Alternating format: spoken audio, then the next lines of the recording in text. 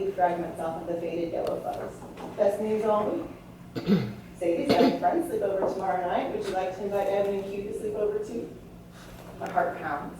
Would I want to have my best friend sleep over? Is she messing with me? She better not be messing with me. I raise my really eyebrows at her. For real? For real. You know, your room has to be clean before anyone comes over. My room is fine. Do I need to check it myself? I squeeze the tennis ball so hard it might pop. No, you do not. We agreed. Rooms are personal spaces unless there's an emergency. It's fine. I believe you. Arrange to know. You do not have a repeat of your last sleepover. You expect to follow house rules. Understand? I understand. Suddenly I'm smiling so hard it feels like happy lasers beaming through my face. Thanks, Mom. Are you sure nothing's wrong? She tussles my hair. Yeah, nothing I can't handle. I want to jump up and down, but I'm in 5th grade, so I have to act like it. That's the truth. She reaches down and scratches Zip's belly. Your dad and I are here, though, if you need help. She picks the empty juice box out of my hand and heads back inside. So in this scene, Jeff has a discovery. He learns that he is ungrounded. They have an understanding. There's some rules that he has to follow in order to get what he would like to do. And hopefully you want to turn the page and find out what happens after she heads back inside. So to kind of finish up this section, what is a scene? So scenes are the self-contained mini-story with a rising energy that builds to a peak that has a purpose.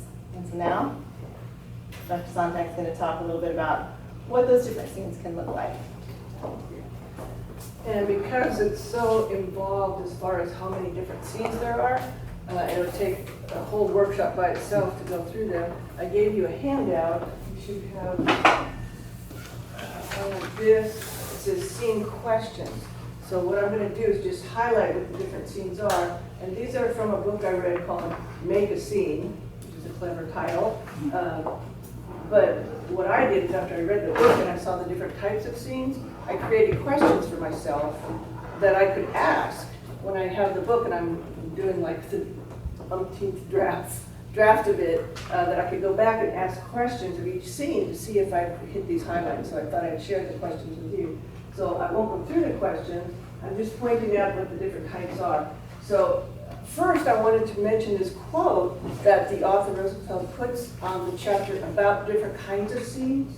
Every novel is an equal collaboration between the writer and the reader, and it is the only place in the world where two strangers can meet on terms of absolute intimacy. Isn't that an awesome quote? Two strangers, and yet together you become intimate. And that's what creating the standout scene will do. And you do it by creating different kinds of scenes to lead them to that point. The bottom line for me is that great novels make people feel. And great novels are built on well-placed standout scenes, which is what we're talking about. So each scene, as Kelly said, has its own rise and fall, just like the whole story has a rise and fall. Like the novel, scenes have, I just said that, but they have a beginning, middle, and end, just like the novel. Rosenfeld lists 10 scenes, and he explains why, how, and where to use each one. So you can see why this would take an hour or more to really go in depth. What I'm going to do is, if you can look without looking at the page, can you guess what the different 10 are? One starts with O. That's kind of easy because it starts with O. Opening scene. Yes, opening scene. So you start with an opening scene. So there's questions. Does the scene begin with a significant situation? And so on. You ask yourself that about your opening scene. And if it doesn't, you change it. How about A? Any ideas? Especially for kids, you want action. Yes, you want action. This is not necessarily in order except for number 1. Although when you first start, you probably want some action in there to get them to turn the page. Dialogue. Oops, I didn't ask you guys. S. What do you think S is? Spooky mystery, Halloween.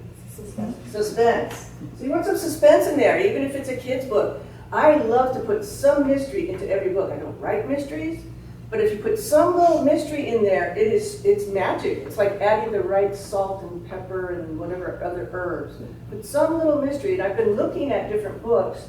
As I read them, there's always a mystery in them. Some mystery to pull you in. So suspense is a big part of that. dramatic scenes. Oh, drama. How about C, number 6 if you're gonna look, but you're not looking, so what's number 6? Climactic? Good guess. Conflict? No, but that's another good guess. Monks do this. They are very... Contemplative? Yes, yes. Contemplative scene would be when they're thinking, boy, I hate being grounded. What am I going to do now? Oh, I'm going to write this book about making my parents happy and do it sort of a science experiment. So he's contemplative. He's thinking about things. How about number 7 and F? This is what Kelly was talking about, that when the guy was lecturing and they're kind of going to sleep. You can do this with an F and not do it well, but if you do it well, it's helpful to your novel. Actual? No, no. You do have some of those sometimes, especially historical fiction. It is flashback. Sometimes you need flashback to build the background to your character, but as Kelly said, you don't put it in the front of the book. You don't tell 5 pages of the character's background. You just start with the action, and then you slowly dish it out. Again, like think of food. You slowly dish it out. You don't give her the whole spaghetti, all sauce all at one time. Just go sit, taste this, until they figure it out. Again, that's part of the mystery. If you do flashback right, it adds to the mystery. How about E? Kelly mentioned this with, he was going, and Emotional? he figures something out, no? Education? The aha moment. Aha! Epiphany. Yes, you have an epiphany. Yes, this is what will make my parents happy. He has an epiphany. And then another C, and it's the peak. Climax? Climax, or the climatic scene, right? Very critical. You've got to do it right. I read in one of the chart things that I look at for plot structure, a lot of times at the climatic scene or just out at your hear a bell in the background, boom, boom, and somebody usually dies. Watch for that in movies. Watch for the little subtle hints that they put in there. Some important character usually dies or is going to be taken out of the scene. And that's part of sometimes that climactic scene. And then F, at the end you have a... Finale. Yes, the final scene where everything's tied up, the mystery is solved, you've got a resolution. So those are the 10 types, and then take this as you're writing and check off. Oh, did I do that? Oh, didn't do that. I can make it so much stronger. And don't be lazy. If you're a writer, you can't be lazy. You got to go through these on your drafts to make it the best you can make it, because the competition is so hard out there. So, we can attest to that. You know, people are ready to give up because it's such hard work. But if you've got the bug, you just can't stop. All right, next is Sandra. If you haven't been to her table, you need to go there. Love her book. Come on this side. Is that okay? Come on this side. Whatever works. All right. So, I can see that. Okay, Yes. so that is great. And one of the things is that I want to add to that is those different scenes are wonderful because if you go back and you realize you're like, gee, I write a lot of epiphany scenes. Your pacing's probably going to be a little slower, and then you can go back and diagnose, oh, you know what, I can break it up with an action scene or a suspense scene, and then it can help your pacing and your flow. But I just pressed the button, right? Is that right? Is that right of you? Or the side. Or the side button. Look at that. Okay. So now it's going to be practical. How do you do it? So you know generally what a scene is, what a scene is not. The question is, where do you start, right? So every scene has an objective. Obviously, it's going to usually be an action or reaction, whether it's suspense or epiphany or whatnot. The characters have been confronted, and it's going to move in this cycle. So the character is going to start here, and then each scene is going to move in a cycle at some point. Now, the whole scene may not go through those 4 elements. It may start, and it may start in different places. There may be an action that moves to the reaction and whatnot, and they have to make a decision. But at some point, the character's going to be given a choice. You know, do you want to have your friends sleep over? Well, they have to make a choice.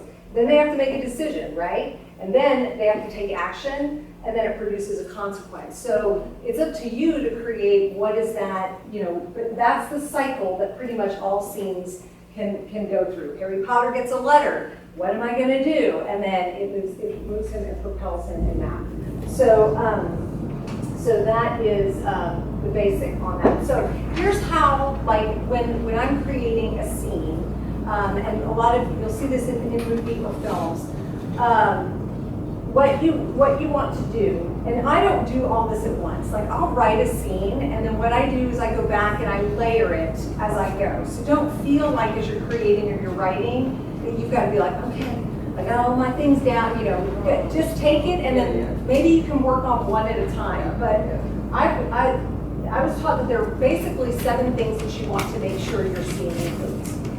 And this is across the board, no matter what genre you write. The first is to get, and I always do like this for the books, whatever book I'm working on, and whatever chapter this is in the book. So in general, setting, who's telling it, if you're doing multiple POVs, what that POV is, and then the emotion. Because Marie talked about you want to evoke emotion in your reader. So if is it fear? Is it anger? Is it frustration? Is it grief? You know, what is it that you want to evoke? So that's going to be your signpost, and that's going to be like, hey, I got to make sure that I stick to this, and they're not wandering everywhere. And then you have to ask yourself, what am I trying to do? And what do I want to accomplish to move it forward? And the one thing that I want to say that a lot of beginner writers tend to do is they use a scene for only one thing. Well, I need to show that they're past due on their rent and they're really struggling and they want to pay for, you know, their mom's treatment. Well, you can do that. Does it need that one scene, or how can you build that and incorporate another? And we can talk about that a little bit later.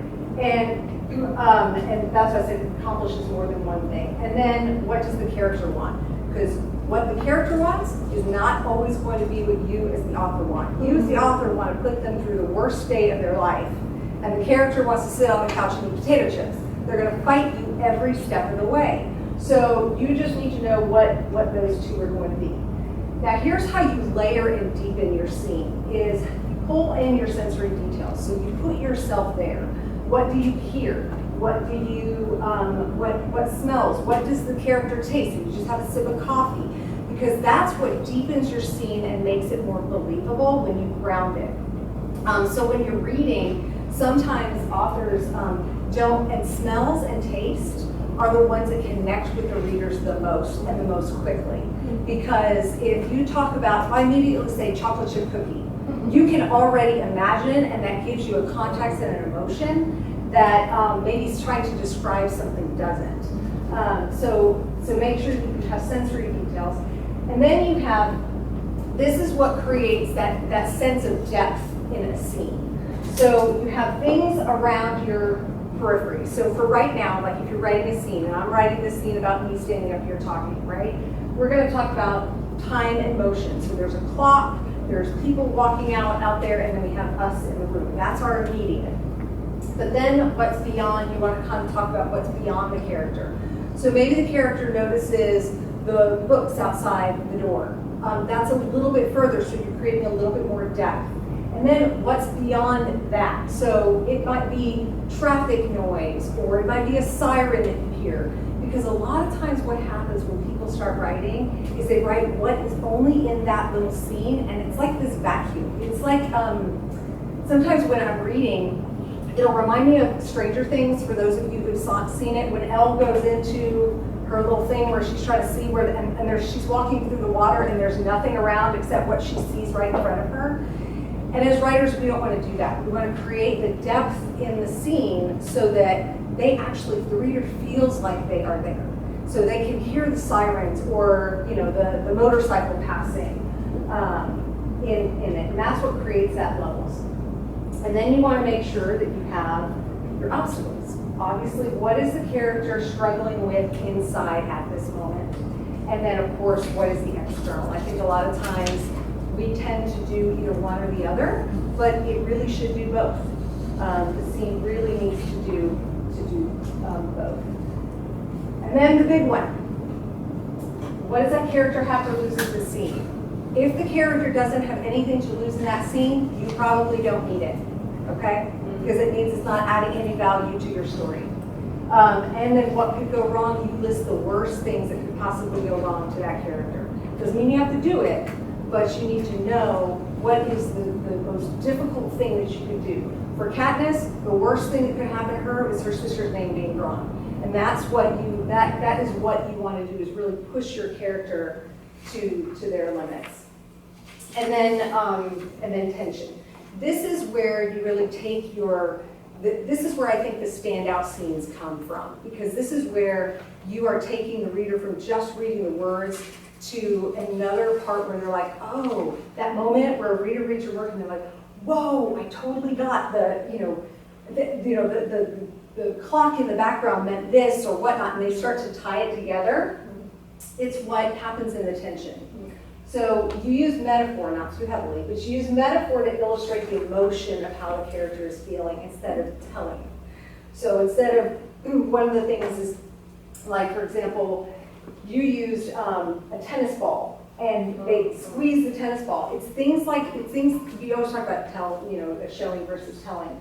But a lot of times a metaphor can be used or something that they see. I think somebody once told me, and I thought this was an incredibly visual image. She talked about this woman was at the end of her rope. She couldn't do it anymore. She was like, she had given up everything that she had. And what did she look at? There's a broken window with a dirty rag stuffed in the hole, trying to keep the cold from coming in so that her kids would stay warm that night. And that rag stuffed in the broken window was a metaphor for how she was feeling. She had spent, and so it's that metaphor, it's that tension that creates that sense and evokes that sense of emotion in your character because they can see it. So those are the 7 steps, if you will, of when I will work on the worksheet and kind of fill it in just to ground myself and go, this is what I'm working towards. And then once you've determined those, and if you're like, the scene just doesn't really feel like it's popped, it really feels like it's still missing something or it's not moving forward, then what we do is I move to what's called a shred. And I rework the scene trying to do 1 or 2 things on there. Let me see, I'm just talking, I have notes here that I'm supposed to go. But we're going to move on to the sharp method that is on your page. Whoops. Where? Oh, is that one not in here? I missed that one. Hold on. Yeah, I thought you didn't take it out. Oh, no, that one got removed. Okay. Sorry. So that's okay. So it is on your worksheet. So you just look at your worksheet.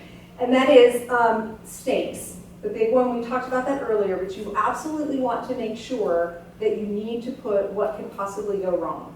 You know that wonderful line. But what is the worst thing? So you got to make sure that it's reasonable for the character. And then we need the emotion. We talked about earlier identifying the emotion, but it's not just that the emotion has to be there, but it's why should we care? Because that's the big question that your reader is going to be asking. So why should I care? That they don't have enough money. What is it that creates that?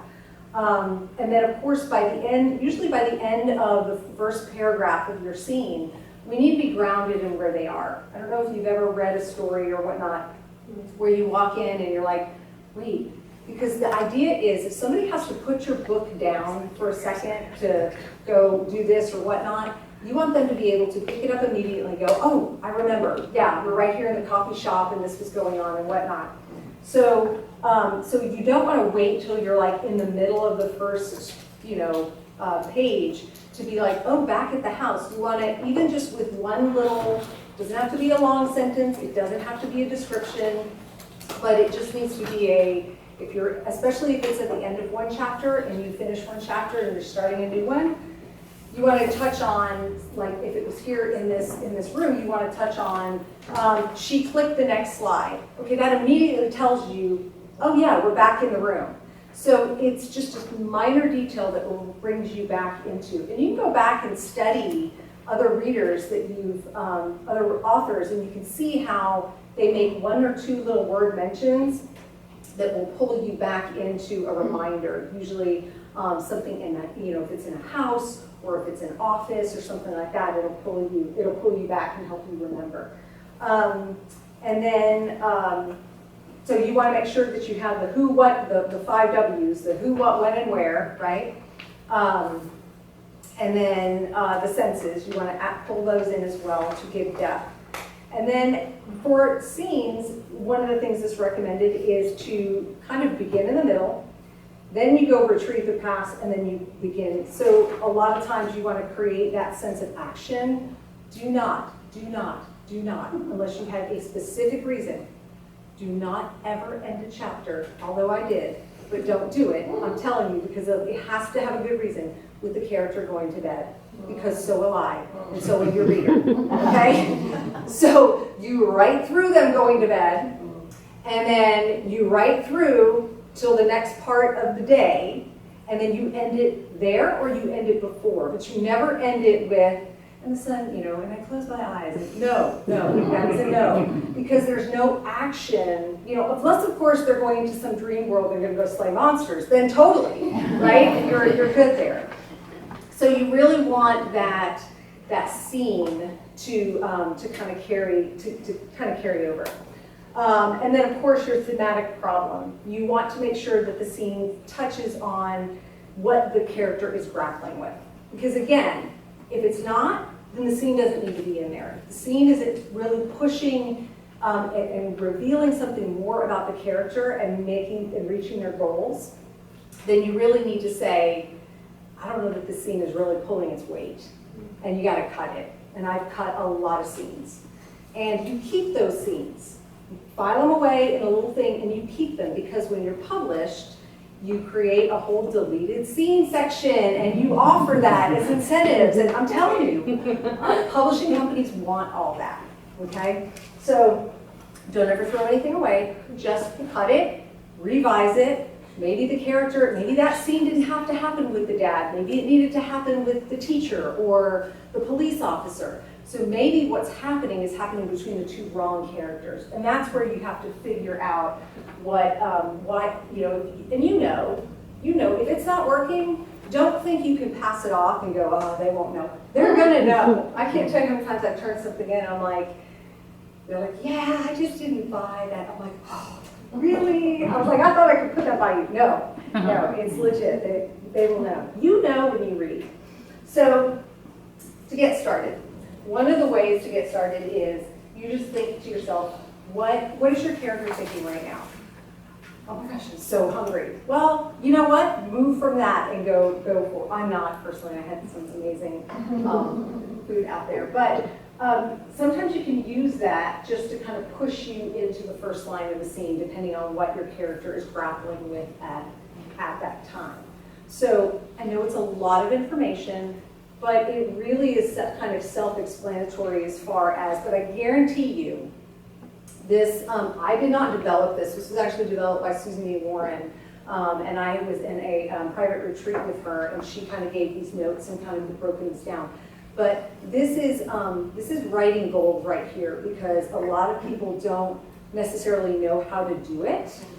They just know they can read a good scene, but they don't really know the elements that go into creating that scene. And these are basically extra layers that a lot of people don't have. You'll read a lot of amateur writers or beginning writers, that maybe just have one or two. But I consider it like, it's kind of like when you're decorating your house. You've got your house, you've got your framework, you've got your wall color, you've got your furniture, but then it's the little things like what you choose to put on the coffee table, what kind of blanket you might have, or what pictures you choose. It's those little details in the scene that really make it come alive and create depth. So you want to be thinking about being kind of like a decorator in the character, and again, I believe that scene is also a character, so it's either going to work with your character or without. There's a lot more. This is just like a little touch on it, but did I go over time? Yeah, we're good. No, we're good, okay. And then there is, here are some structures that or references some books and whatnot. Not particularly scene driven, but they do cover some of the scenes and whatnot, and structuring the novel itself as a whole that I find highly, highly effective for writing your novel.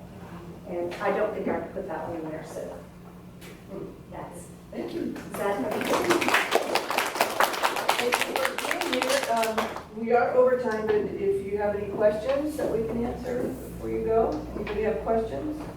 There's also chips and salsa. And the chips is Oh, also yeah. there, yeah, this morning. This is So we can, if you want to get your chips and salsa, we can hang out for a little bit and chat. Thank you very much. Thank you.